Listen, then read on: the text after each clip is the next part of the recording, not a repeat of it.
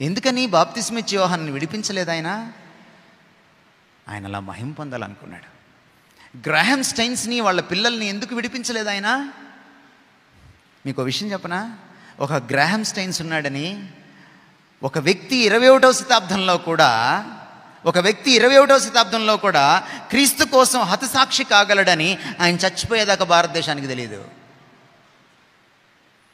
Graham stains బ్రతికున్నప్పుడు కంటే ఆయన చచ్చిపోయినప్పుడు ఎక్కువ న్యూస్లోకి వచ్చాడు. ఆయన బ్రతికున్నప్పుడు కంటే ఆయన చచ్చిపోయినప్పుడు క్రీస్తు ఎక్కువ మహిమ పొందాడు.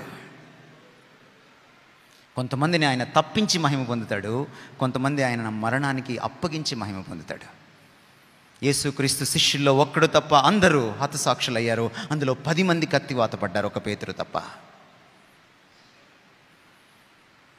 Suffering glorifies your God.